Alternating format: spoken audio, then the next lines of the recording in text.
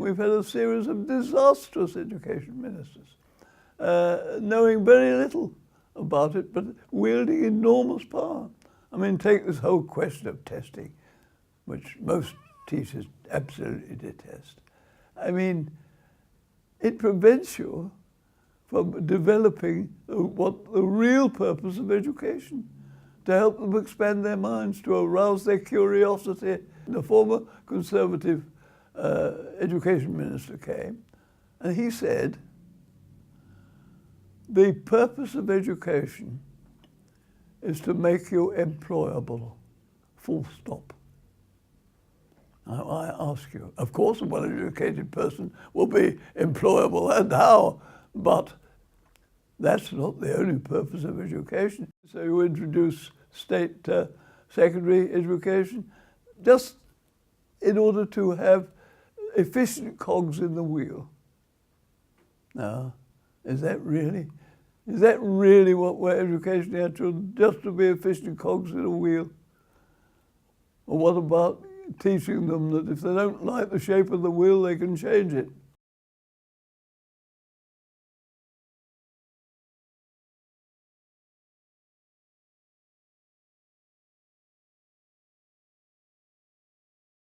Can you tell us, first of all, what your name is and how old you are and when you were born?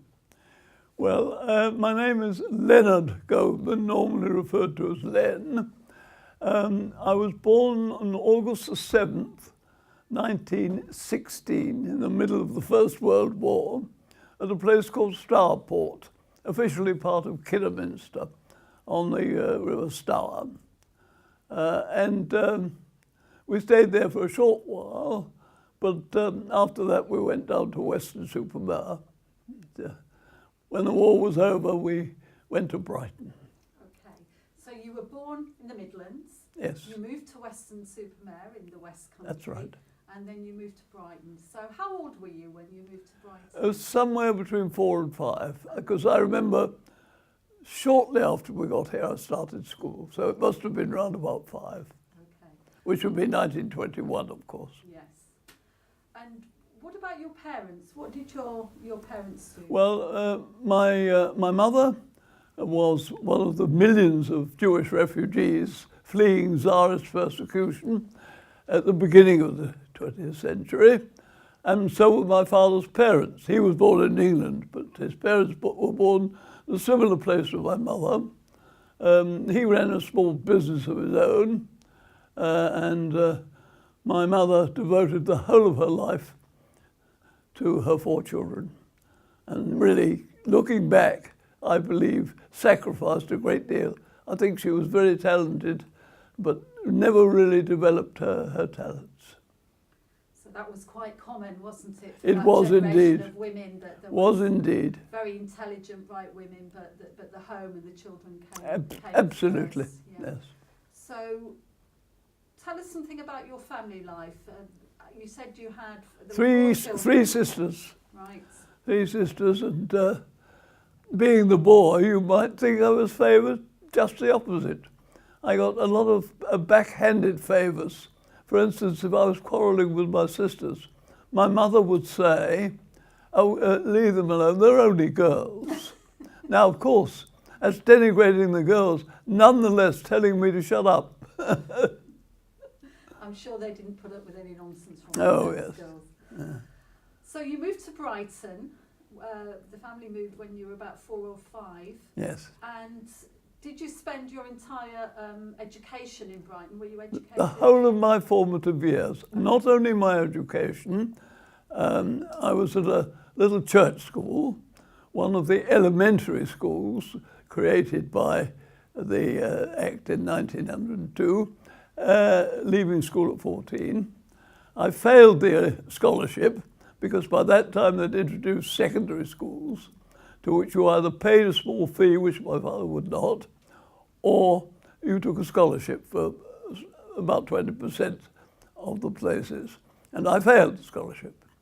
Similar to the 11 plus actually today. And so I went on until I was 14, but I left school to earn my living. 14, time to earn a living in those days. Wasn't much of a living I earned, I can tell you. But I became a shop assistant. And was that in Brighton? In Brighton, in Western Road. And what kind of shop was it? What they call a drapery store, selling all sorts of things, whether furniture, soft furnishing, clothing, that sort of thing. And I became an apprentice shop assistant for £0.50 a week, 2 shillings and sixpence, 12.5p in today's money. But they said, you're not really entitled to anything. We're training you. You're an apprentice. But we'll give you just this little token amount, £0.50. So you took an exam to go to secondary school, to get a scholarship to secondary school, but you didn't pass. Exactly. How did that make you feel then? I try to think back. I don't think it quite had the devastating effect that I know in the case of many young people, the failure of the 11 plus has. Because I had so many friends there, I think I'd have been sorry to leave them. And the teacher we had there I was lucky, quite remarkable. The fact that I can speak to you now so fluently, I put down to his teaching. Of course, he wasn't interested in anything else but the language. Every aspect of the language, whether it was writing it, or acting, or debating, anything to do with the language, writing poetry, he was very keen on. He was himself a marvellous actor, but nothing else. I mean, he knew pretty nearly nothing about geography or history. In fact, he gave us geography as a punishment when we were naughty. And did you have a favourite subject at school? English, of course, Right. and acting. And acting. And did that teacher have an impact on you, do you think? In terms of, you know, did that teacher have an influence on what you did later in life? Oh, absolutely. There's not the slightest doubt that as things stand at the moment, I think I'm pretty good at talking or anything connected with the language, but not very much else. So you went to work in the draper's shop, you became an apprentice, but what happened next? Did you we left Brighton. Right. We left Brighton in my 16th year, before my 16th birthday, and I got a similar job in the West End of London, in Regent Street, a large Irish linen store called Robinson and Cleaver's. And I stayed with them for some time. Then I became a commercial traveller for a sweet firm which everybody knows, Mars Confections. And then I became a door-to-door canvasser, and then I was conscripted for 6 years. The British Army took me to India, Burma, Malaya, and when I came out, this wonderful opportunity to become a teacher. You didn't have to have any of the usual formal qualifications, which suited me. You had to go in for you had an interview. Well, as perhaps you can guess, I'm quite good at interviews. And I got in and became a teacher, which I did for the rest of my working life. Fantastic. So And much enjoyed too, despite the strains and stresses. So this was the time of the post-war Labour government. That's right. The setting up of the National Health Service. That's right. And of course the 1944 Education Act. Absolutely. So tell us about that and what that meant to people at the time. Well now, the 1944 Education Act has to be seen as part of a historical development of state education. You see, you have to ask, what is state education for? And by state education, I'm distinguishing it from education in general, because there may be two somewhat slightly different purposes. You started with the 1870 Act, of course, when they needed some literate workers, so because the Industrial Revolution has made us the foremost country in Europe, and we needed literate workers, so from 5 to 10, instead of going into the factories and down coal mines, the children were sent to school, to board school. But by 1902, they needed people with a few people with a little bit better qualifications, so they introduced the board schools became elementary schools under local education authorities, And they also had set up for the first time state secondary schools. You had to pay a small fee for those, which my father wouldn't do, or pass a scholarship, very similar to the 11 plus, which is, I think I said before, I failed. And then, of course, during the war, when there was all this talk of a wonderful welfare state after the war, 1944, you got the Education Act abolishing elementary education, secondary education for all. Sounds wonderful, doesn't it? But with this little catch. Different types of secondary education. You were going to have a few going on to technical, secondary technical schools, but we can forget those for the moment. They were not so important.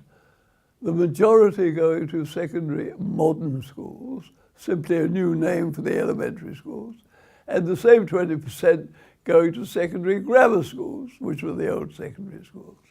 It's all based on the apparent needs of society. That's why the 1870 Act, they needed illiterate workers. The 1902 Act, they needed a little bit more than literate, and so on, right the way through. And when we get to the 1944 Act, there was this famous remark that the secondary modern schools are for the future hewers of wood and drawers of water. In other words, at 11, your whole life's career was set based on the information they obtained, a test you took, basically the intelligence test, where those that filled in the noughts and crosses, as I call it, more successfully, small 20% the elite, went to the secondary grammar schools. The rest, as I say, they can go and, sorry, Sonny, but you can't, you know. Now just imagine a teacher faced with a whole class of kids who've been told that they can't. How are you going to motivate them to believe that they can? So you're a teacher by now, yeah. And you're teaching in this system. Yeah. What kind of school were you teaching in? Well, in my first job was in what was called a central school, a rather unusual one in London. And I was there for some considerable time. And these are the ones who had just failed the 11 plus. So we were able to give them a kind of semi-grammar school education. We got some pretty good exam results. And then I went abroad to Germany and lectured at the university in Germany. And when I came back, came to Brighton and went to Dorothy Stringer School, which was a secondary modern school. And I've written about it in my poem, which I shall read later. The whole point was that you had, first of all, to get hold of those children, and you had to absolutely convince them, and it wasn't easy, having failed the 11 plus, that they could if they would. If they really wanted to, they could do just as well as the kids who passed the 11 plus. And it's very difficult to make them believe that. After all, some officials had told them they couldn't. And this is why my dislike of the selective system really burgeoned. I mean, I felt that the arrogance of saying that you know what a person's whole intellectual development is going to be. You know, Professor Himmelwhite did a study in London, 500 children at the age of 11, all from various different parts of London, and therefore under different educational authorities, with different, and this is another key factor, each educational authority has a different number of grammar school places. They haven't all got the same proportion of grammar. So what she discovered is that people who got the same intelligence quotient, as it was called, in one borough went to grammar school. People with the same intelligence quotient in a different borough, they went to secondary modern because there weren't enough grammar school places. How can that possibly be justified? But she then went on to trace the career of all those 500 right until their 25th birthday. And she discovered that those with exactly the same intelligence quotient who'd gone to grammar school did far better in life than those who'd gone to secondary school. Do you need any further proof than that of the fallacy of the whole thing? And when I came to Brighton, back from Germany where I was lecturing, knowing that there were comprehensive schools in various parts, and I found to my utter alarm, not only were they still the selective system in Brighton, but even teachers who should know better were talking about, those factory schools, which is what they call the comprehensive. And a group of us set up a comprehensive schools campaign. And there was one university professor, another university doctor, there was Stanley Deason, the well-known local councillor, and several others. 8 years we ran that campaign, and eventually a Conservative council introduced comprehensive schools in Brighton. So what year was that you finally This would be round about 1970, would it be? Something like that. Yes. I think they were eventually, a comprehensive system was introduced in the 70s or the early 70s.